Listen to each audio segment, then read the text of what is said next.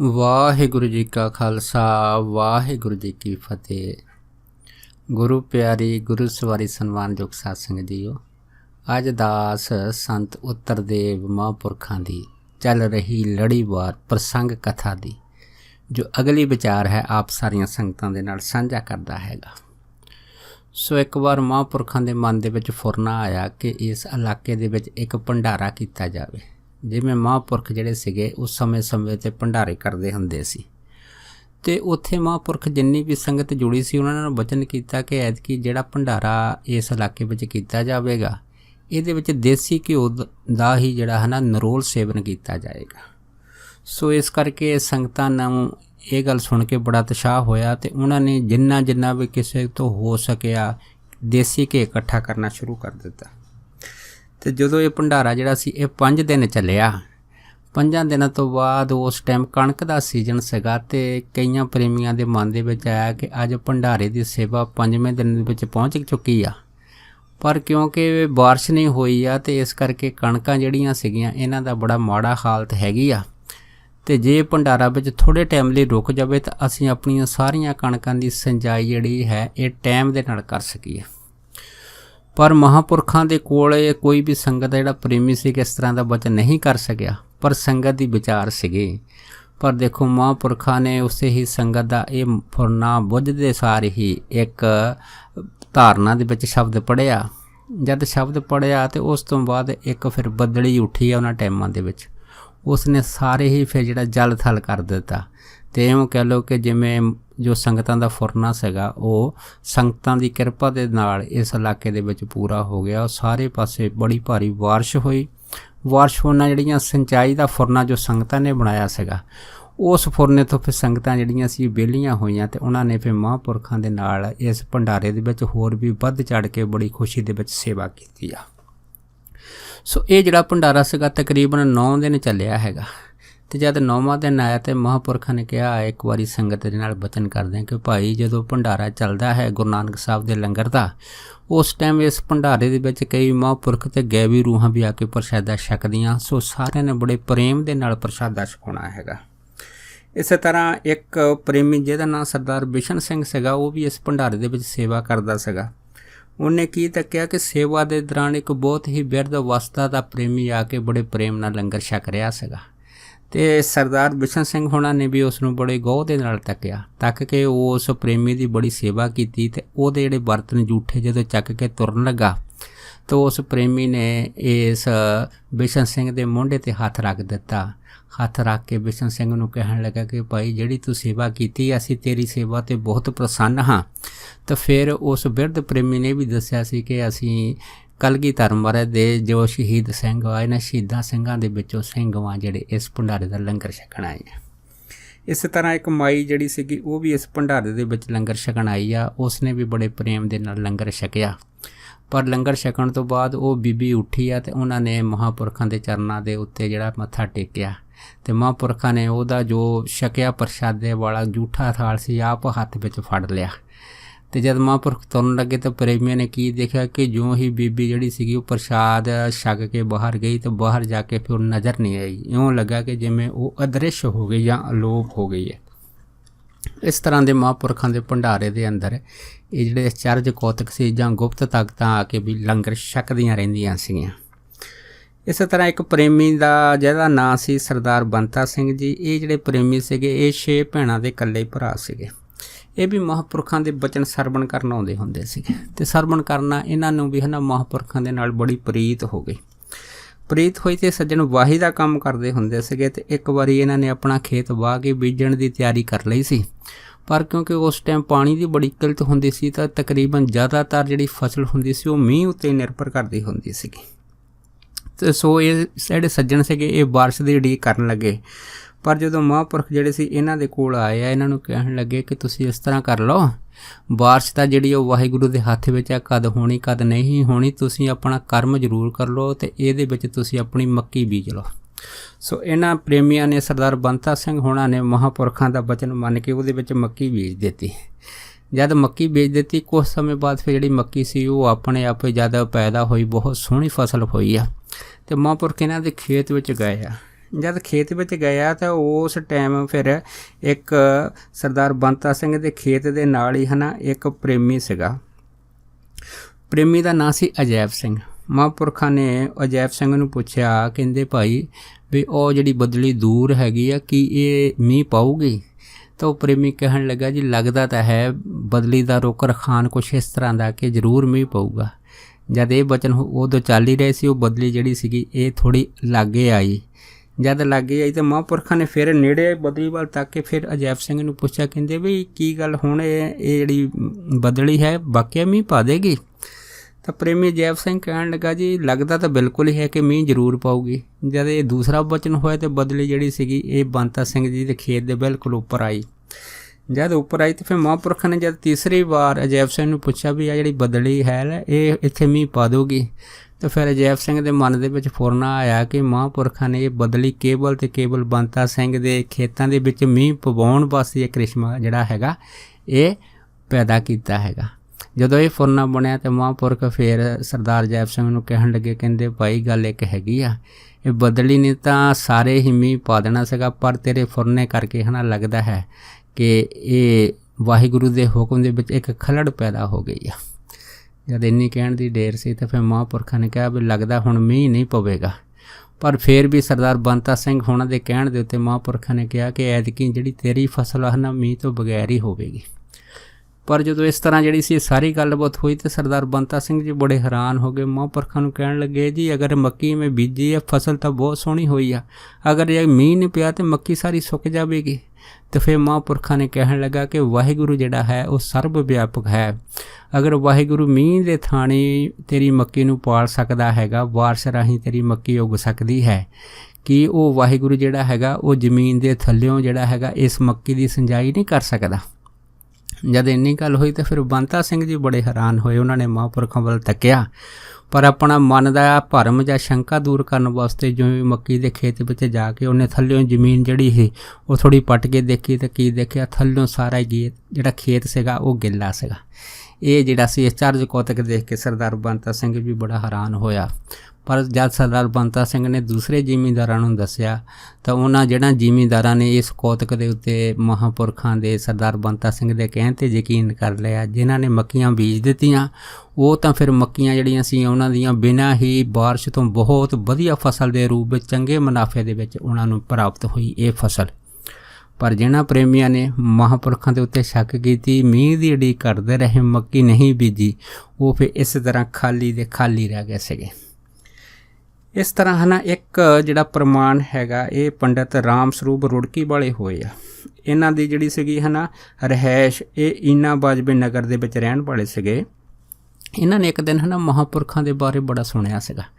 ਮਨ ਵਿੱਚ ਇਹ ਵੀ ਵਿਚਾਰ ਆਈ ਹੈ ਕਿ ਮਹਾਂਪੁਰਖ ਨੇ ਐਤਕੀ ਜਿਹੜਾ ਹੈ ਨਾ ਭੰਡਾਰਾ ਹੈਗਾ ਇਹ ਸਲੇਮਪੁਰ ਕਰਨਾ ਹੈਗਾ ਜਲੇਬੀਆਂ ਦਾ, ਅਤੇ ਚਲੋ ਨਾਲੇ ਇਸ ਤਰ੍ਹਾਂ ਕਰਦੇ ਆ, ਨਾਲੇ ਤਾਂ ਜਾ ਕੇ ਜਲੇਬੀਆਂ ਛਕਾਂਗੇ, ਨਾਲੇ ਮਹਾਂਪੁਰਖਾਂ ਦੇ ਦਰਸ਼ਨ ਕਰਾਂਗੇ। ਸੋ ਇਹ ਜਿਹੜਾ ਫੁਰਨਾ ਬਣਾ ਕੇ ਪੰਡਿਤ ਰਾਮ ਸਰੂਪ ਜਿਹੜੇ ਸੀਗੇ ਇਹ ਸਲੇਮਪੁਰ ਚਲੇ ਗਏ।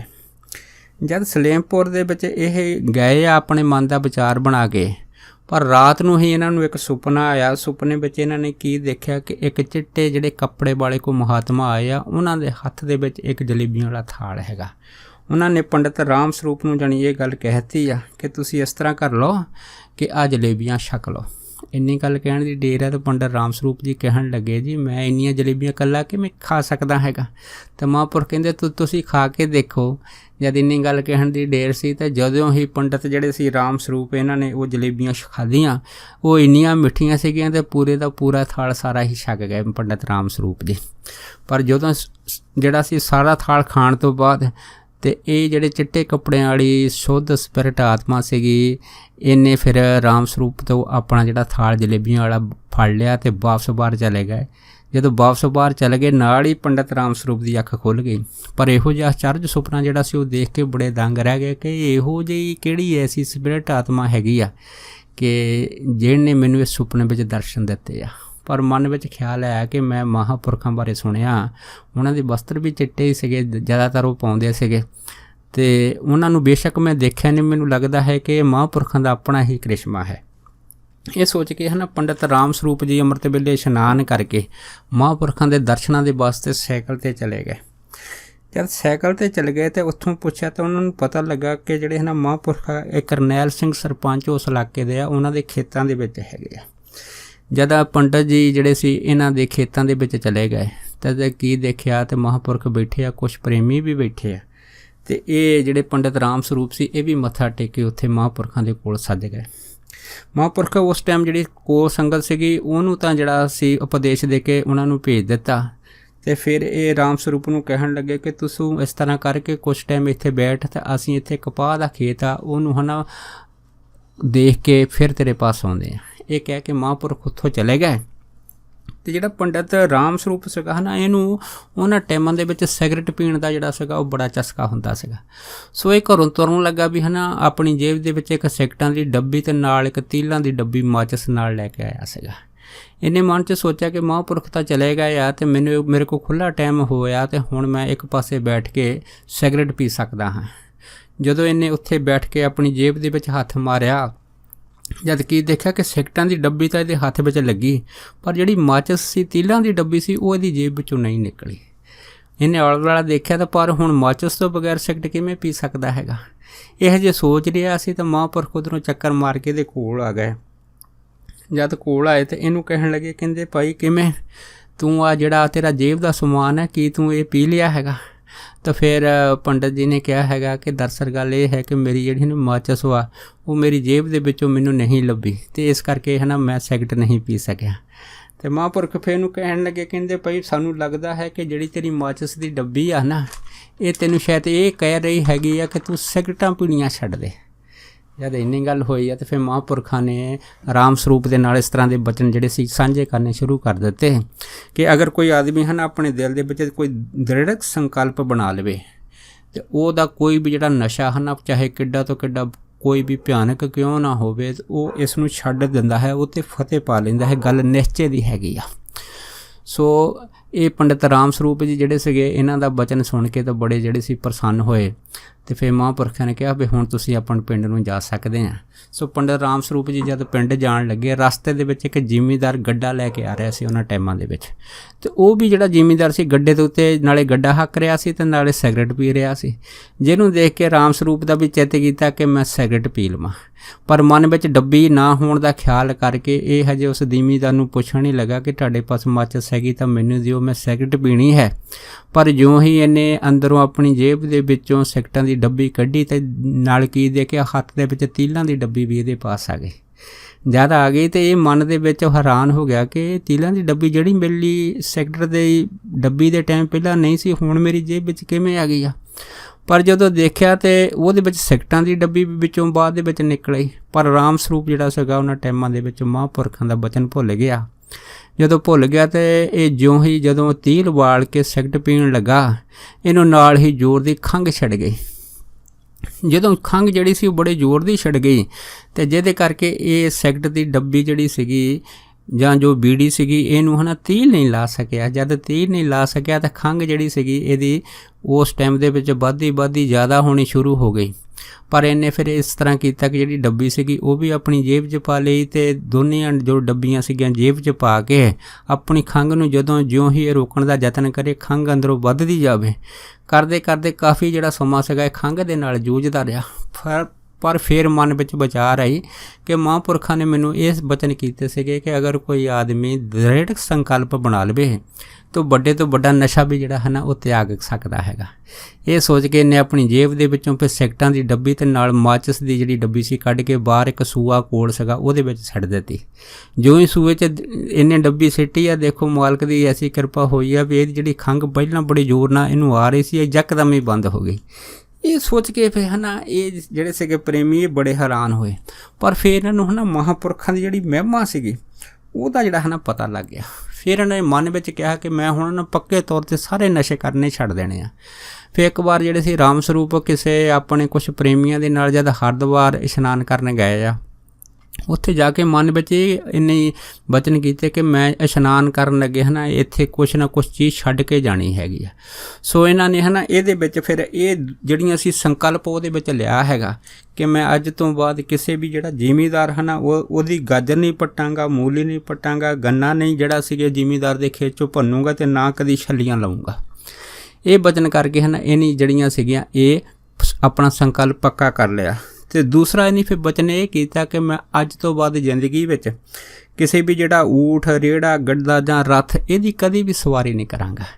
ਇਹ ਜਿਹੜੀਆਂ ਦੋ ਗੱਲਾਂ ਸੀ ਨਾ ਰਾਮ ਸਰੂਪ ਨੇ ਚਿੱਤ ਦੇ ਵਿੱਚ ਸੰਕਲਪ ਦ੍ਰਿੜ ਕਰਕੇ ਮਨ ਵਿੱਚ ਧਾਰ ਕੇ ਮਹਾਂਪੁਰਖਾਂ ਦੇ ਚਰਨਾਂ ਦਾ ਧਿਆਨ ਧਰ ਕੇ ਉੱਥੇ ਹਰਿਦੁਆਰ ਜਿਹੜੀਆਂ ਸੀ ਚੂੜੀਆਂ ਛੱਡ ਦਿੱਤੀਆਂ। ਜਦ ਚੂੜੀਆਂ ਛੱਡੀਆਂ ਹਨ ਤੇ ਇਹ ਫਿਰ ਚੂੜੀਆਂ ਛੱਡਣ ਤੋਂ ਬਾਅਦ ਫਿਰ ਮਹਾਂਪੁਰਖਾਂ ਦੇ ਦਰਸ਼ਨ ਕਰਨ ਪਹੁੰਚੇ। ਜਦ ਦਰਸ਼ਨ ਕਰਨ ਪਹੁੰਚੇ ਤੇ ਇਹਨਾਂ ਦੇ ਚਿਹਰੇ ਨੂੰ ਦੇਖਦੇ ਮਹਾਂਪੁਰਖ ਜਿਹੜੇ ਸੀ ਚੁੱਪ ਕਰ ਗਏ। ਉਹਨਾਂ ਨੇ ਫਿਰ ਬਾਕੀ ਜਿਹੜੀ ਸੰਗਤ ਸੀਗੀ ਜਿਹਦੇ ਨਾਲ ਬਚਨ ਕਰਦੇ ਸੀ ਉਹਨਾਂ ਨੂੰ ਤਾਂ ਭੇਜ ਦਿੱਤਾ, ਪਰ ਰਾਮ ਸਰੂਪ ਨੂੰ ਪਰਖਣ ਵਾਸਤੇ ਮਹਾਂਪੁਰਖਾਂ ਨੇ ਕਿਹਾ ਕਿ ਭਾਈ ਆਓ ਆਪਾਂ ਥੋੜ੍ਹਾ ਇੱਧਰ ਨੂੰ ਚੱਲਦੇ ਹਾਂ। ਮਹਾਂਪੁਰਖ ਅੱਗੇ ਅੱਗੇ ਹੋ ਗਏ ਤੇ ਫਿਰ ਜਿਹੜਾ ਰਾਮ ਸਰੂਪ ਪੰਡਤ ਸੀਗੇ ਇਹ ਪਿੱਛੇ ਪਿੱਛੇ ਤੁਰ ਪਏ। ਜਦ ਅੱਗੇ ਗਏ ਕੀ ਦੇਖਿਆ, ਇੱਕ ਖੇਤ ਦੇ ਵਿੱਚ ਗਾਜਰਾਂ ਬੀਜੀਆਂ ਸੀ। ਜਦ ਗਾਜਰਾਂ ਬੀਜੀਆਂ ਸੀ ਤਾਂ ਮਹਾਂਪੁਰਖਾਂ ਨੇ ਫਿਰ ਰਾਮ ਸਰੂਪ ਨੂੰ ਕਿਹਾ, ਕਹਿੰਦੇ ਵੀ ਇੱਥੋਂ ਮੈਨੂੰ ਇੱਕ ਗਾਜਰ ਪੱਟ ਕੇ ਦੇ, ਸਾਡਾ ਗਾਜਰ ਖਾਣ ਨੂੰ ਚਿੱਤ ਕਰਦਾ ਹੈਗਾ। ਪਰ ਰਾਮ ਸਰੂਪ ਦੇ ਨਾਲ ਇੱਕ ਹੋਰ ਵੀ ਪ੍ਰੇਮੀ ਸੀਗਾ ਤੇ ਤੇ ਰਾਮ ਸਰੂਪ ਕਹਿਣ ਲੱਗਾ ਜੀ ਮੈਂ ਗਾਜਰ ਨਹੀਂ ਪੱਟ ਸਕਦਾ, ਤੁਸੀਂ ਦੂਸਰੇ ਨੂੰ ਕਹਿ ਦਿਓ। ਤੇ ਮਹਾਂਪੁਰਖ ਕਹਿਣ ਲੱਗੇ, ਕਹਿੰਦੇ ਨਹੀਂ ਭਾਈ ਇਹ ਗਾਜਰ ਤੈਨੂੰ ਹੀ ਪੱਟਣੀ ਪਊਗੀ। ਫਿਰ ਰਾਮ ਸਰੂਪ ਨੇ ਆਪਣਾ ਸੰਕਲਪ ਜਿਹੜਾ ਸੀ ਮਹਾਂਪੁਰਖਾਂ ਅੱਗੇ ਖੋਲ੍ਹ ਦਿੱਤਾ ਜੀ ਮੈਂ ਹਰਿਦੁਆਰ ਜਾ ਕੇ ਚੂੜੀਆਂ ਛੱਡ ਦਿੱਤੀਆਂ ਤੇ ਮੈਂ ਸੰਕਲਪ ਇਹ ਧਾਰ ਲਿਆ ਹੈਗਾ ਕਿ ਕਿਸੇ ਵੀ ਜ਼ਿਮੀਂਦਾਰ ਦੇ ਖੇਤ ਦੇ ਵਿੱਚੋਂ ਗਾਜਰ ਨਹੀਂ ਪੱਟਾਂਗਾ, ਮੂਲੀ ਨਹੀਂ ਪੱਟਾਂਗਾ, ਗੰਨਾ ਨਹੀਂ ਪੱਟਾਂਗਾ, ਭਾਵ ਕਿ ਕਿਸੇ ਕਿਸਮ ਦੀ ਕੋਈ ਚੋਰੀ ਨਹੀਂ ਕਰਾਂਗਾ। ਇਹ ਦੇਖ ਕੇ ਫਿਰ ਮਹਾਂਪੁਰਖ ਜਿਹੜੇ ਸੀ ਚੁੱਪ ਕਰ ਗਏ। ਜਦ ਅੱਗੇ ਗਿਆ ਤਾਂ ਇੱਕ ਹੈ ਨਾ ਜ਼ਿਮੀਂਦਾਰ ਗੱਡਾ ਲੈ ਕੇ ਆ ਰਿਹਾ ਸੀਗਾ। ਗੱਡਾ ਲੈ ਕੇ ਆ ਰਿਹਾ ਸੀਗਾ ਤਾਂ ਮਹਾਂਪੁਰਖਾਂ ਨੇ ਫਿਰ ਪੰਡਤ ਜੀ ਨੂੰ, ਰਾਮ ਸਰੂਪ ਜੀ ਨੂੰ ਇਹ ਕਹਿ ਲਿਆ ਕਿ ਆਪਾਂ ਕਾਫੀ ਬਾਟ ਦੂਰ ਚੱਲ ਕੇ ਆਏ ਹਾਂ, ਲੱਗਦਾ ਤੁਸੀਂ ਕਾਫੀ ਥੱਕ ਗਏ ਆ, ਹੁਣ ਤੁਸੀਂ ਇਸ ਤਰ੍ਹਾਂ ਕਰੋ ਇਸ ਗੱਡੇ 'ਤੇ ਬੈਠ ਜਾਓ। ਜਦ ਇੰਨੀ ਗੱਲ ਹੋਈ ਤਾਂ ਫਿਰ ਰਾਮ ਸਰੂਪ ਨੇ ਕਹਿਤਾ ਜੀ ਮੈਂ ਸੰਕਲਪ ਕੀਤਾ ਕਿ ਮੈਂ ਅੱਜ ਤੋਂ ਬਾਅਦ ਗੱਡੇ ਦੀ ਸਵਾਰੀ ਨਹੀਂ ਕਰਨੀ, ਰੱਥ ਦੀ ਨਹੀਂ ਕਰਨੀ ਹੈਗੀ, ਕਿਸੇ ਤਰ੍ਹਾਂ ਦੀ ਬੈਲ ਦੀ ਸਵਾਰੀ ਨਹੀਂ ਕਰਨੀ ਆ। ਜਦ ਇਹ ਬਚਨ ਹੋਏ ਤਾਂ ਮਹਾਂਪੁਰਖ ਜਿਹੜੇ ਸੀ ਰਾਮ ਸਰੂਪ ਦੀ ਇਹ ਜਿਹੜੀ ਪ੍ਰਤਿਗਿਆ ਸੀਗੀ ਇਹਦੇ ਵਿੱਚ ਇਹਨੂੰ ਪਾਸ ਹੁੰਦਾ ਦੇਖ ਕੇ ਮੁਸਕਰਾ ਪਏ ਤੇ ਨਾਲ ਹੀ ਮਹਾਂਪੁਰਖਾਂ ਨੇ ਕਹਿਤਾ, ਕਹਿੰਦੇ ਬਾਈ ਵਾਹ ਬਈ ਵਾਹ ਬਈ ਤੈਂ ਜੋ ਸੰਕਲਪ ਕੀਤਾ ਸੀਗਾ ਤੂੰ ਉਹਦੇ ਵਿੱਚ ਪੂਰਾ ਉਤਰਿਆ ਹੈਗਾ। ਸੋ ਇਸ ਤਰ੍ਹਾਂ ਨਾ ਮਹਾਂਪੁਰਖਾਂ ਨੇ ਰਾਮ ਸਰੂਪ ਦੇ ਉੱਤੇ ਬੜੀ ਖੁਸ਼ੀ ਕੀਤੀ ਸੀਗੀ। ਸੋ ਜਦੋਂ ਖੁਸ਼ੀ ਕੀਤੀ ਨਾ ਮਹਾਂਪੁਰਖਾਂ ਨੇ ਉਸ ਤੋਂ ਬਾਅਦ ਹੈ ਨਾ ਕੁਛ ਸਮਾਂ ਜਿਹੜਾ ਸੀਗਾ ਉਹ ਆਪਣੀ ਰਫਤਾਰ ਜਿਹੜਾ ਸੀਗਾ ਇਸ ਤਰ੍ਹਾਂ ਜਿਹੜਾ ਸੀਗਾ ਉਹ ਚੱਲਦਾ ਰਿਹਾ। ਜਦ ਸਮਾਂ ਜਿਹੜਾ ਹੈ ਨਾ ਚੱਲਦਾ ਰਿਹਾ ਇਸ ਤਰ੍ਹਾਂ ਹੈ ਨਾ ਇੱਕ ਵਾਰ ਜਿਹੜੇ ਰਾਮ ਸਰੂਪ ਸੀ ਨਾ ਮਹਾਂਪੁਰਖਾਂ ਦੇ ਦਰਸ਼ਨ ਕਰਨ ਆਏ। ਜਦ ਦਰਸ਼ਨ ਕਰਨ ਆਏ ਤੇ ਮਹਾਂਪੁਰਖਾਂ ਨੇ ਰਾਮ ਸਰੂਪ ਨੂੰ ਪੁੱਛਿਆ ਕਿ ਕੀ ਤੁਸੀਂ ਕਦੀ ਮਹਾਂਪੁਰਖਾਂ ਦੇ ਦਰਸ਼ਨ ਕੀਤੇ ਆ? ਤਾਂ ਫਿਰ ਰਾਮ ਸਰੂਪ ਕਹਿਣ ਲੱਗਾ ਹਾਂਜੀ ਜੀ ਤੁਹਾਡੇ ਤੋਂ ਪਹਿਲਾਂ ਹਨ ਮੈਂ 3 ਮਹਾਂਪੁਰਖਾਂ ਦੇ ਦਰਸ਼ਨ ਕੀਤੇ ਆ। ਜਦੋਂ ਰਾਮ ਸਰੂਪ ਨੇ 3 ਮਹਾਂਪੁਰਖਾਂ ਦੇ ਨਾਂ ਲਏ ਤਾਂ ਮਹਾਂਪੁਰਖ ਕਹਿਣ ਲੱਗੇ, ਕਹਿੰਦੇ ਭਾਈ ਇਹ ਤਾਂ ਮੰਜੀ ਦੇ 3 ਪਾਵੇ ਆ, ਚੌਥਾ ਪਾਵਾ ਕਿਹੜਾ ਹੈ? ਜਦ ਇੰਨੀ ਕਹਿਣ ਦੀ ਡੇਰਾ ਤਾਂ ਰਾਮ ਸਰੂਪ ਨੇ ਮਹਾਂਪੁਰਖਾਂ ਦੇ ਪੈਰਾਂ 'ਤੇ ਅੱਗੇ ਜਿਹੜਾ ਸੀ ਮੱਥਾ ਟੇਕ ਦਿੱਤਾ। ਕਹਿਣ ਲੱਗੇ ਜੀ ਚੌਥਾ ਪਾਵਾ ਤਾਂ ਤੁਸੀਂ ਮੈਨੂੰ ਲੱਗਦੇ ਆ। ਤੇ ਮੈਂ ਮਹਾਂਪੁਰਖ ਜਿਹੜੇ ਸੀ ਕਹਿਣ ਲੱਗੇ, ਕਹਿੰਦੇ ਰਾਮ ਸਰੂਪ ਉਹ ਕਿਵੇਂ? ਕਹਿੰਦੇ ਦੇਖੋ ਜੀ ਆਪਣੇ ਉਹ ਬਾਕੀ ਜਿਹੜੇ ਪਾਵੇ ਉਹ 12 ਨੇ ਪਰ ਤੁਸੀਂ ਤਾਂ ਸਾਨੂੰ 16 ਨੇ ਪ੍ਰਤੀਤ ਹੁੰਦੇ ਆ। ਇਹ ਗੱਲ ਕਹੀ ਤਾਂ ਮਹਾਂਪੁਰਖ ਹੱਸ ਕੇ ਕਹਿਣ ਲੱਗੇ ਅੱਛਾ, ਕਹਿੰਦੇ ਤੈਨੂੰ ਲੱਗਦਾ ਕਿ ਅਸੀਂ 16 ਆਨੇ ਆ? ਤੇ ਰਾਮ ਸਰੂਪ ਜੀ ਕਹਿਣ ਲੱਗੇ ਜੀ ਮੈਨੂੰ ਤਾਂ ਇਸ ਤਰ੍ਹਾਂ ਲੱਗਦਾ ਤੁਸੀਂ 16 ਦਾ ਵੀ ਵੱਧ ਆ, ਜਿਹੜੇ ਮਨ ਦਾ ਫੁਰ ਨਾ ਬੁੱਝ ਕੇ ਉਸੇ ਟਾਈਮ ਹੀ ਸਾਨੂੰ ਕਿਸੇ ਨਾ ਕਿਸੇ ਤਰੀਕੇ ਦੇ ਨਾਲ ਸੇਧ ਦੇ ਦਿੰਦੇ ਆ। ਸੋ ਫਿਰ ਮਹਾਂਪੁਰਖਾਂ ਨੇ ਰਾਮ ਸਰੂਪ ਦੇ ਨਾਲ ਇਹ ਬਚਨ ਕੀਤੇ, ਕਹਿੰਦੇ ਭਾਈ ਜਦੋਂ ਤੇਰੀ ਦੁਕਾਨ 'ਤੇ ਕੋਈ ਗਾਹਕ ਆਉਂਦਾ ਹੈਗਾ ਉਹ ਤੈਨੂੰ ਪੈਸੇ ਦਿੰਦਾ ਹੈ ਤੇ ਤੂੰ ਉਹਨੂੰ ਸੌਦਾ ਦਿੰਦਾ ਹੈ। ਅਗਰ ਤੇਰੀ ਦੁਕਾਨ 'ਤੇ ਕੋਈ ਗਾਹਕ ਇਸ ਤਰ੍ਹਾਂ ਦਾ ਆ ਜਾਵੇ ਜਿਹੜਾ ਤੈਨੂੰ ਪੈਸੇ ਨਾ ਦੇਵੇ ਤਾਂ ਫਿਰ ਤੂੰ ਉਹਦੇ ਨਾਲ ਕੀ ਸਲੂਕ ਕਰਦਾ ਹੈ? ਫਿਰ ਰਾਮ ਸਰੂਪ ਜੀ ਕਹਿਣ ਲੱਗੇ ਜੀ ਦਰਅਸਲ ਗੱਲ ਇਹ ਹੈ ਕਿ ਬਿਨਾਂ ਪੈਸੇ ਤੋਂ ਤਾਂ ਸੌਦਾ ਨਹੀਂ ਦਿੱਤਾ ਜਾਂਦਾ। ਕੋਈ ਸੌਦਾ ਜਿਹੜਾ ਹੈਗਾ ਉਹਦੇ ਵਿੱਚ ਅਸੀਂ ਆਪਣਾ ਹਰੇਕ ਦੁਕਾਨਦਾਰ ਮੁਨਾਫਾ ਦੇਖਦਾ ਹੈਗਾ। ਹੁਣ ਕਿਉਂਕਿ ਇਹ ਸੌਦਾ ਫਰੀ ਦਾ ਨਹੀਂ ਹੈ ਇਸ ਕਰਕੇ ਅਸੀਂ ਹੈ ਨਾ ਇਸ ਤਰ੍ਹਾਂ ਦੇ ਆਦਮੀ ਨੂੰ ਕਿਵੇਂ ਸੌਦਾ ਦੇ ਸਕਦੇ ਹਾਂ? ਫਿਰ ਮਹਾਂਪੁਰਖਾਂ ਨੇ ਬਚਨ ਕੀਤਾ, ਕਹਿੰਦੇ ਰਾਮ ਸਰੂਪ ਦੇਖ ਗੱਲ ਇੱਕ ਹੈਗੀ ਹੈ ਕਿ ਦੁਕਾਨ 'ਤੇ ਕੋਈ ਵੀ ਜ਼ਰੂਰਤਮੰਦ ਆਵੇ ਹੈ ਨਾ, ਚਾਹੇ ਉਹ ਤੈਨੂੰ ਪੈਸੇ ਦੇਵੇ ਚਾਹੇ ਨਾ ਦੇਵੇ, ਤੂੰ ਉਹਨੂੰ ਸੌਦਾ ਜ਼ਰੂਰ ਦੇ ਦਿਆ ਕਰ, ਕਿਉਂਕਿ ਇਹਦੇ ਪਿੱਛੇ ਬੜਾ ਭੇਦ ਛੁਪਿਆ ਹੁੰਦਾ ਹੈਗਾ। ਜਦੋਂ ਮਹਾਂਪੁਰਖਾਂ ਨੇ ਰਾਮ ਸਰੂਪ ਜੀ ਦੇ ਨਾਲ ਇਸ ਤਰ੍ਹਾਂ ਦੇ ਬਚਨ ਕੀਤੇ ਫਿਰ ਰਾਮ ਸਰੂਪ ਜੀ ਨੇ ਕਿਹਾ ਠੀਕ ਹੈ ਮਹਾਂਪੁਰਖੋ ਜਿਵੇਂ ਤੁਸੀਂ ਕਹਿੰਦੇ ਹੋਗੇ ਇਸ ਤਰ੍ਹਾਂ ਹੀ ਹੋਊਗਾ। ਅਤੇ ਮਹਾਂਪੁਰਖਾਂ ਨੇ ਕਿਹਾ, ਕਹਿੰਦੇ ਭਾਈ ਇਹੋ ਜਿਹੇ ਜਿਹੜੇ ਹੈ ਨਾ ਦੁਕਾਨਦਾਰ ਹੁੰਦੇ ਆ ਜਿਹੜਾ ਇਸ ਤਰ੍ਹਾਂ ਆਪਣੇ ਗਾਹਕਾਂ ਦੇ ਨਾਲ ਵਿਵਹਾਰ ਕਰਦੇ ਆ ਉਹਨਾਂ ਨੂੰ ਜੀਵਨ ਦੇ ਵਿੱਚ ਕਦੀ ਘਾਟਾ ਨਹੀਂ ਪੈਂਦਾ ਹੈਗਾ। ਫਿਰ ਇੱਕ ਦਿਨ ਹੈ ਨਾ ਮਹਾਂਪੁਰਖ ਜਿਹੜੇ ਸੀਗੇ ਇਹ ਰਾਮ ਸਰੂਪ ਜੀ ਨੂੰ ਕਹਿਣ ਲੱਗੇ, ਕਹਿੰਦੇ ਵੀ ਗੱਲ ਇੱਕ ਹੈਗੀ ਆ ਕਿ ਜੇ ਤੇਰਾ ਲੜਕਾ ਕਿਸੇ ਜ਼ਿਮੀਂਦਾਰ ਦੀ ਲੜਕੀ ਨਾਲ ਵਿਆਹ ਦਈਏ ਤਾਂ ਤੈਨੂੰ ਕੋਈ ਇਤਰਾਜ਼ ਤਾਂ ਨਹੀਂ ਹੈ? ਤਾਂ ਫਿਰ ਰਾਮ ਸਰੂਪ ਕਹਿਣ ਲੱਗਾ ਜੀ ਦਰਅਸਲ ਗੱਲ ਇੱਕ ਹੈਗੀ ਆ ਕਿ ਅਗਰ ਵਿਆਹ ਬਰਾਦਰੀ 'ਚ ਹੋਵੇ ਤਾਂ ਚੰਗੀ ਗੱਲ ਹੈ, ਬਾਕੀ ਜਿਵੇਂ ਤੁਹਾਡਾ ਹੁਕਮ ਹੈ ਅਸੀਂ ਉਸੇ ਤਰ੍ਹਾਂ ਕਰ ਲੈਂਦੇ ਹਾਂ। ਅਤੇ ਮਹਾਂਪੁਰਖ ਕਹਿਣ ਲੱਗੇ ਕਿਉਂ ਹੋਵੇ ਨਾ ਕਿ ਅਸੀਂ ਤੇਰੇ ਲੜਕੇ ਦਾ ਜਿਹੜਾ ਹੈ ਸ਼ਾਦੀ ਕਰ ਦਈਏ ਅੱਜ। ਜਦ ਇੰਨੀ ਗੱਲ ਕਹਿਣ ਦੀ ਦੇਰ ਆ ਤੇ ਫਿਰ ਉਹ ਰਾਮ ਸਰੂਪ ਨੇ ਦੇਖਿਆ ਜੀ ਅੱਜ ਤਾਂ 27 ਫੱਗਣ ਹੈਗਾ ਤਾਂ ਲੇਕਿਨ ਮੇਰੇ ਲੜਕੇ ਦੀ ਸ਼ਾਦੀ ਜਿਹੜੀ ਆ ਮੈਂ ਇੰਨੀ ਜਲਦੀ ਨਹੀਂ ਕਰ ਸਕਦਾ। ਜੇ ਤੁਸੀਂ ਸਾਨੂੰ ਇਜਾਜ਼ਤ ਦਿਓ ਤੇ ਘੱਟੋ ਘੱਟ 1 ਸਾਲ ਅੱਟ ਕੇ ਜਿਹੜਾ ਹੈ ਨਾ ਮੈਂ ਇਹਦੇ ਬਾਰੇ ਜ਼ਰੂਰ ਆਪਣਾ ਗੱਲ ਕਰਾਂਗਾ। ਜਦੋਂ ਰਾਮ ਸਰੂਪ ਨੇ ਇੰਨੀ ਗੱਲ ਕਹੀ ਤੇ ਮਹਾਂਪੁਰਖ ਕਹਿਣ ਲੱਗੇ, ਕਹਿੰਦੇ ਦੇਖ ਭਾਈ ਜਾਤ ਪਾਤ ਦੀ ਕੋਈ ਗੱਲ ਨਹੀਂ ਹੈ। ਵਾਹਿਗੁਰੂ ਨੇ ਸਿਰਫ ਨਾ 2.5 ਜਾਤਾਂ ਬਣਾਈਆਂ, ਇੱਕ ਜਾਤ ਮਰਦ ਦੀ, ਦੂਸਰੀ ਔਰਤ ਦੀ, ਤੀਸਰਾ ਜਿਹੜਾ ਨਾ ਹਿਜੜਾ ਹੈ। ਬਾਕੀ ਜਿਹੜੀਆਂ ਜਾਤਾਂ ਹੈਗੀਆਂ ਊਚ ਨੀਚ ਆ ਇਹ ਤਾਂ ਸੰਸਾਰ ਨੇ ਵੱਡੀਆਂ ਪਾ ਕੇ ਬਣਾਈ ਆ। ਅਸਲ ਵਿੱਚ ਇਸ ਇਨਸਾਨ ਦੀ ਕੋਈ ਜਾਤ ਨਹੀਂ ਹੈ ਕਿਉਂਕਿ ਸਾਰਿਆਂ ਦੇ ਵਿੱਚ ਇੱਕੋ ਹੀ ਵਾਹਿਗੁਰੂ ਰਮਿਆ ਹੋਇਆ ਹੈਗਾ। ਜਦੋਂ ਇਸ ਤਰ੍ਹਾਂ ਦੀ ਗੱਲ ਕਰਤੀ ਮਹਾਂਪੁਰਖ ਨੇ ਸਮਝਾਈ ਹੈ ਅਤੇ ਰਾਮ ਸਰੂਪ ਜਿਹੜੇ ਸੀ ਮਹਾਂਪੁਰਖਾਂ ਦਾ ਬਚਨ ਸੁਣਦੇ ਸਾਰੇ ਚੁੱਪ ਕਰ ਗਏ। ਪਰ ਜਦੋਂ ਘਰ ਗਏ ਤਾਂ ਰਾਮ ਸਰੂਪ ਜਿਹੜੇ ਸੀ ਘਰ ਜਾ ਕੇ ਬੜੇ ਦੰਗ ਰਹਿ ਗਏ ਕਿ ਉਹਨਾਂ ਦਾ ਲੜਕਾ ਜਿਹੜਾ ਉਹਨਾਂ ਟਾਈਮਾਂ ਦੇ ਵਿੱਚ ਪਟਿਆਲੇ ਪੜ੍ਹਦਾ ਹੁੰਦਾ ਸੀਗਾ ਕਿਸੇ ਜਿਹੜੀ ਜ਼ਿਮੀਂਦਾਰ ਦੀ ਲੜਕੀ ਦੇ ਨਾਲ ਜਿਹਨੇ ਆਪਣਾ ਜਿਹੜਾ ਪ੍ਰੇਮ ਵਿਆਹ ਕਰਕੇ ਘਰ ਦੇ ਵਿੱਚ ਲੈ ਆਂਦੀ ਸੀਗੀ। ਅਤੇ ਉਹ ਰਾਮ ਸਰੂਪ ਜਿਹੜੇ ਸੀ ਬੜੇ ਹੈਰਾਨ ਹੋ ਗਏ। ਅਤੇ ਫਿਰ ਹੁਣ ਮਹਾਂਪੁਰਖਾਂ ਦਾ ਬਚਨ ਚੇਤੇ ਆਇਆ ਕਿ ਅੱਜ 27 ਫੱਗਣ ਹੈਗਾ ਅਤੇ ਅਸੀਂ ਇਸੇ ਹੀ ਜਾਣੀ ਕਿ ਮਹੀਨੇ ਦੇ ਵਿੱਚ ਜਾਂ ਇਸੇ ਤਰੀਕੇ ਦੇ ਵਿੱਚ ਤੇਰਾ ਵਿਆਹ ਕਰ ਦਿੰਦੇ ਹਾਂ। ਪਰ ਫਿਰ ਉਹਨੂੰ ਇਹ ਵੀ ਮਨ ਦੇ ਵਿੱਚ ਆਇਆ ਕਿ ਇਹ ਜਿਹੜੀ ਸਾਰੀ ਕਲਾ ਹੈਗੀ ਆ ਇਹ ਮਹਾਂਪੁਰਖਾਂ ਦੀ ਵਰਤਾਈ ਹੋਈ ਜਿਹੜੀ ਹੈ ਉਹ ਵਰਤ ਰਹੀ ਹੈ। ਸੋ ਇਸ ਤਰ੍ਹਾਂ ਨਾਲ ਜਿਹੜੇ ਰਾਮ ਸਰੂਪ ਸੀ ਇਹ ਵੀ ਬਹੁਤ ਮਹਾਂਪੁਰਖਾਂ ਦੇ ਜ਼ਿਆਦਾ ਨਜ਼ਦੀਕ ਹੋਏ। ਇੱਕ ਦਿਨ ਜਦੋਂ ਇਹ ਮਹਾਂਪੁਰਖਾਂ ਦੇ ਦਰਸ਼ਨਾਂ ਵਾਸਤੇ ਆਏ ਤਾਂ ਮਹਾਂਪੁਰਖ ਕੁਝ ਸੰਗਤ ਦੇ ਨਾਲ ਬਚਨ ਕਰਦੇ ਸੀਗੇ। ਬਚਨ ਕਰਦਿਆਂ ਮਹਾਂਪੁਰਖਾਂ ਨੇ ਇਹ ਬਚਨ ਕੀਤਾ ਸਾਰੀ ਸੰਗਤ ਨੂੰ, ਕਹਿਣ ਲੱਗੇ ਕਹਿੰਦੇ ਭਾਈ ਦੱਸੋ ਜਿਹੜਾ ਗੁੜ ਵਾ ਇਹ ਗੁੜ ਦਾ ਅੱਜ ਹੈ ਨਾ ਕੀ ਹਾਲ ਰਹੂਗਾ। ਜਦ ਇੰਨੀ ਗੱਲ ਕਿ ਹੋਈ ਆ ਤਾਂ ਮਹਾਂਪੁਰਖਾਂ ਨੇ ਇਹ ਜਿਹੜਾ ਇਸ਼ਾਰਾ ਦਿੱਤਾ ਸੀਗਾ ਇਹਨੂੰ ਸੰਗਤ ਸਮਝ ਨਹੀਂ ਸਕੀ, ਪਰ ਇਸ ਇਸ਼ਾਰੇ ਦਿੱਤੇ ਹੋਏ ਨੇ ਨਾ ਰਾਮ ਸਰੂਪ ਨੇ ਪਕੜ ਲਿਆ ਅਤੇ ਮਹਾਂਪੁਰਖਾਂ ਇਹ ਬਚਨ ਕਰਕੇ ਫਿਰ ਦੂਸਰੇ ਜਿਹੜੇ ਸੀ ਬਚਨ ਕਰਨ ਲੱਗ ਪਏ। ਅਤੇ ਜਦੋਂ ਜਿਹੜਾ ਸੀ ਰਾਮ ਸਰੂਪ ਸੀ ਉਹਨੂੰ ਪਤਾ ਲੱਗਾ ਕਿ ਮਹਾਂਪੁਰਖਾਂ ਨੇ ਇਹ ਜਿਹੜਾ ਹੈ ਨਾ ਬਚਨ ਹੈ ਗੁੜ ਦਾ ਹੈ ਉਹ ਮੇਰੇ ਹੀ ਪਰਥਾਏ ਕਿਹਾ ਹੈ। ਇਹਨੇ ਉਸੇ ਟਾਈਮ ਜਾ ਕੇ ਹੈ ਨਾ ਮੰਡੀ ਆੜਤੀਏ ਦੇ ਵਿੱਚੋਂ, ਜਿਸ ਆੜਤੀਆ ਦਾ ਨਾਂ ਜੇਠੂ ਰਾਮ ਸੀਗਾ ਹੈ ਨਾ, ਉਹ ਤੋਂ ਕਹਿਤਾ ਕਿ ਮੈਨੂੰ ਐਤਕੀ ਹੈ ਨਾ ਬਹੁਤ ਜ਼ਿਆਦਾ ਗੁੜ ਚਾਹੀਦਾ ਹੈਗਾ। ਜਦੋਂ ਇੰਨਾ ਜ਼ਿਆਦਾ ਗੁੜ ਸੁਣ ਕੇ ਅਤੇ ਜੇਠੂ ਰਾਮ ਜਿਹੜਾ ਆੜਤੀਆ ਸੀਗਾ ਉਹਨੇ ਫਿਰ ਰਾਮ ਸਰੂਪ ਨੂੰ ਪੁੱਛਿਆ ਕਿ ਤੂੰ ਇੰਨਾ ਵੱਡਾ ਗੁੜ ਕੀ ਕਰੇਂਗਾ। ਤਾਂ ਫਿਰ ਰਾਮ ਸਰੂਪ ਨੇ ਦੱਸਿਆ ਕਿ ਮਹਾਂਪੁਰਖਾਂ ਨੇ ਮੈਨੂੰ ਇੱਕ ਇਸ਼ਾਰਾ ਦਿੱਤਾ ਕਿ ਐਤਕੀ ਜਿਹੜਾ ਮੰਡੀ ਵਿੱਚ ਗੁੜ ਦਾ ਭਾਅ ਹੈਗਾ ਉਹ ਜ਼ਿਆਦਾ ਰਹੇਗਾ। ਸੋ ਫਿਰ ਦੋਨਾਂ ਨੇ ਹੈ ਨਾ ਵਿੱਚ ਆੜਤੀਏ ਨੇ ਵਿੱਚ ਰਾਮ ਸਰੂਪ ਨੇ ਮਿਲ ਕੇ ਜਿਹੜਾ ਸੀਗਾ ਚੰਗਾ ਗੁੜ ਖਰੀਦ ਲਿਆ। ਪਰ ਜਦੋਂ ਇਹਨੇ ਗੁੜ ਖਰੀਦਿਆ ਸੀ ਉਸ ਟਾਈਮ ਗੁੜ ਦਾ ਭਾਅ ਜਿਹੜਾ 15 ਰੁਪਈਏ ਸੀਗਾ। ਪਰ 3-4 ਮਹੀਨਿਆਂ ਦੇ ਅੰਦਰ ਹੀ ਜਦੋਂ ਇਹ ਗੁੜ ਖਰੀਦ ਕੇ ਜਿਹੜਾ ਵੇਚਣ ਲੱਗੇ ਤਾਂ ਉਸ ਟਾਈਮ ਭਾਅ ਜਿਹੜਾ ਸੀਗਾ ਇਹ 35 ਰੁਪਏ ਕਿਲੋ ਤੱਕ ਪਹੁੰਚ ਗਿਆ ਸੀਗਾ। ਅਤੇ ਇਹਨਾਂ ਨੂੰ ਫਿਰ ਦੋਨਾਂ ਨੂੰ ਗੁੜ ਦੇ ਵਿੱਚ ਉਹਨਾਂ ਟਾਈਮ ਵਿੱਚ ਭਾਰੀ ਮੁਨਾਫਾ ਹੋਇਆ ਸੀਗਾ। ਸੋ ਇਸੇ ਤਰ੍ਹਾਂ ਹੈ ਨਾ ਇੱਕ ਵਾਰੀ ਮਹਾਂਪੁਰਖਾਂ ਨੇ ਇਸੇ ਤਰ੍ਹਾਂ ਸੰਗਤ 'ਚ ਬੈਠਿਆਂ ਇਹ ਜਿਹੜਾ ਸੀ ਸੰਗਤ ਦੇ ਵਿੱਚ ਇਹ ਬਚਨ ਕਰ ਦਿੱਤਾ ਸੀ, ਕਹਿੰਦੇ ਭਾਈ ਇਹ ਦੱਸੋ ਕਿ ਸਭ ਤੋਂ ਵਧੀਆ ਰੋਟੀ ਕਿਹਦੀ ਹੈ। ਜਦ ਇੰਨੀ ਗੱਲ ਕਹੀ ਤਾਂ ਸੰਗਤ ਆਪੋ ਆਪਣੇ ਵਿਚਾਰ ਦੱਸਣ ਲੱਗੀ ਅਤੇ ਮਹਾਂਪੁਰਖ ਕਹਿਣ ਲੱਗੇ, ਕਹਿੰਦੇ ਬਈ ਇਹ ਸਾਨੂੰ ਇਸ ਤਰ੍ਹਾਂ ਲੱਗਦਾ ਹੈ ਕਿ ਜਿਵੇਂ ਸਭ ਤੋਂ ਵਧੀਆ ਰੋਟੀ ਜਿਹੜੀ ਹੈ ਨਾ ਛੋਲਿਆਂ ਦੀ ਹੁੰਦੀ ਹੈ। ਸੋ ਇਹ ਵੀ ਜਿਹੜਾ ਬਚਨ ਸੀਗਾ ਇਹ ਵੀ ਪੰਡਿਤ ਰਾਮ ਸਰੂਪ ਨੇ ਉਹ ਟਾਈਮ ਦੇ ਵਿੱਚ ਨੋਟ ਕਰ ਲਿਆ ਸੀਗਾ। ਉਹਨੇ ਵੀ ਜਾ ਕੇ ਹੈ ਨਾ ਉਸੇ ਟਾਈਮ ਦੂਸਰੇ ਦਿਨ ਮੰਡੀ ਵਿੱਚ ਪਹੁੰਚ ਗਏ। 100 ਮਣ ਜਿਹੜੇ ਸੀ ਨਾ ਛੋਲੇ ਜਿਹੜੇ ਸੀ ਉਹ ਖਰੀਦ ਲਏ। ਜਦ ਖਰੀਦ ਲਏ ਅਤੇ ਉਸ ਤੋਂ ਬਾਅਦ ਇਹਨਾਂ ਛੋਲਿਆਂ ਦਾ ਭਾਅ ਮੰਡੀ ਵਿੱਚ ਜਿਹੜਾ ਸੀ ਉਹ ਦੁੱਗਣਾ ਹੋ ਗਿਆ, ਜਿਸ ਦੇ ਵਿੱਚੋਂ ਹੈ ਨਾ ਰਾਮ ਸਰੂਪ ਨੂੰ ਜਿਹੜਾ ਸੀਗਾ ਇਹ ਬਹੁਤ ਜ਼ਿਆਦਾ ਫਾਇਦਾ ਹੋਇਆ।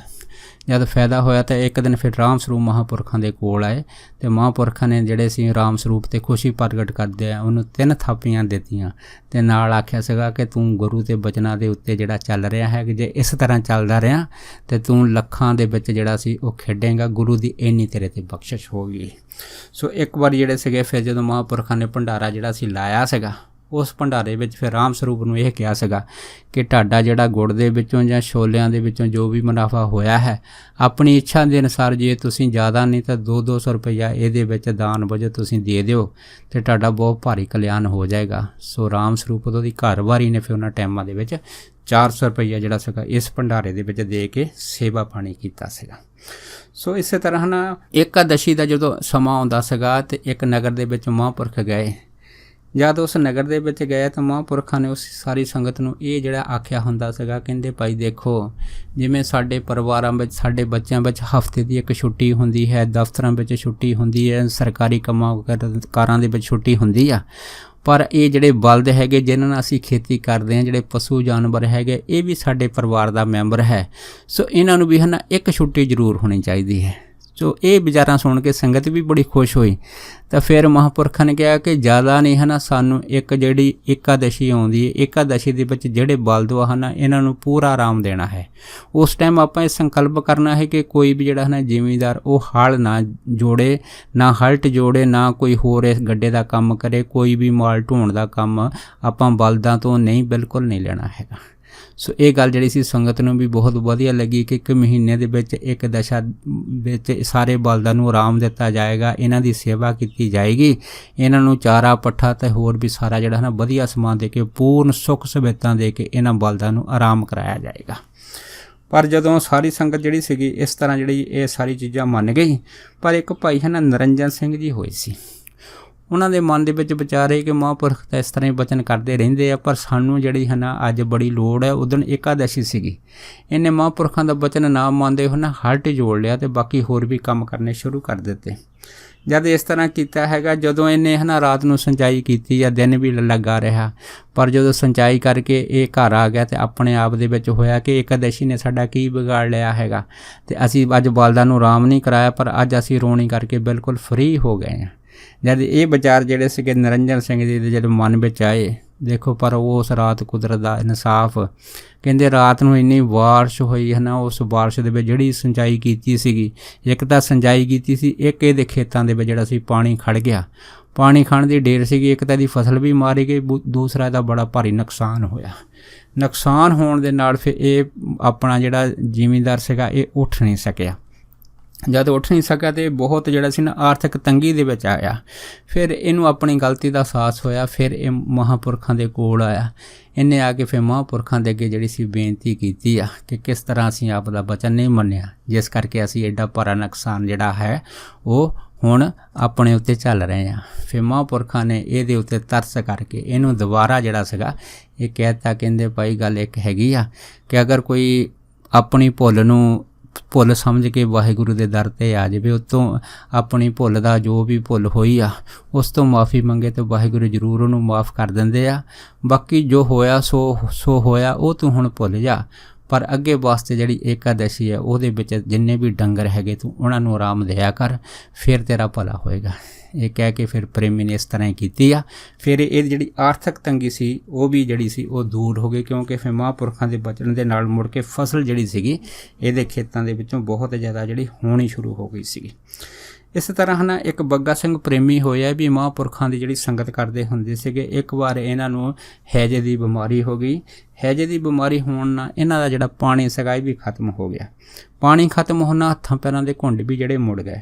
ਜਦ ਮੁੜ ਗਏ, ਇਹਦੇ ਜਿਹੜੇ 2 ਲੜਕੇ ਸੀ ਨਾ ਉਹ ਨੱਠੇ ਮਹਾਂਪੁਰਖਾਂ ਕੋਲ ਆਏ ਤਾਂ ਉਹਨਾਂ ਨੇ ਆਪਣੇ ਪਿਤਾ ਜੀ ਦੀ ਇਹ ਬਿਮਾਰੀ ਜਿਹੜੀ ਸੀ ਮਹਾਂਪੁਰਖਾਂ ਦੇ ਕੋਲ ਦੱਸੀ। ਜਦ ਦੱਸੀ ਤਾਂ ਕੋਲ ਹੀ ਨਾ ਇੱਕ ਵੈਦ ਸਰਦਾਰ ਪਿਆਰਾ ਸਿੰਘ ਜੀ ਵੀ ਕੋਲ ਮਹਾਂਪੁਰਖਾਂ ਦੇ ਕੋਲ ਬੈਠੇ ਹੋਏ ਸੀ।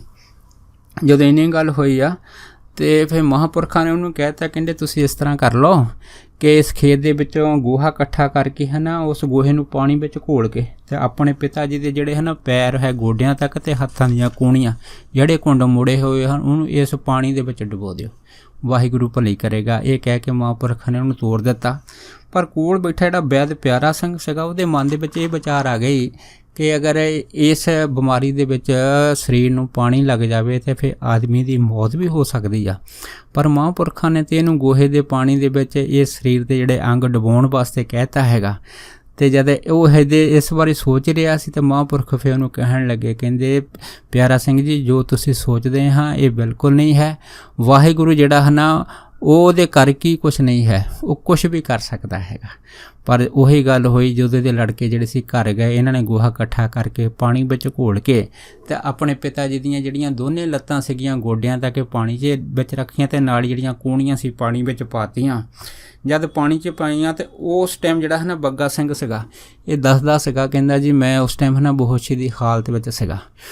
ਪਰ ਬੇਹੋਸ਼ੀ ਦੀ ਹਾਲਤ ਵਿੱਚ ਹੁੰਦਿਆਂ ਕਹਿੰਦੇ ਮੈਨੂੰ ਇਸ ਤਰ੍ਹਾਂ ਪ੍ਰਤੀਤ ਹੋਇਆ ਕਿ ਜਿਵੇਂ ਮੈਂ ਬਿਲਕੁਲ ਇੱਥੋਂ ਮਰ ਚੁੱਕਾ ਹੈ ਅਤੇ ਮਰ ਚੁੱਕਣ ਤੋਂ ਬਾਅਦ ਜਿਹੜੇ ਸੀ ਮੈਨੂੰ 2 ਜਿਹੜੇ ਪ੍ਰੇਮੀ ਜਾਂ ਜਿਹਨੂੰ ਅਸੀਂ ਜਮਦੂਤ ਕਹਿ ਦਿੰਦੇ ਹਾਂ ਉਹ ਕਹਿੰਦੇ ਮੈਨੂੰ ਲੈ ਗਏ।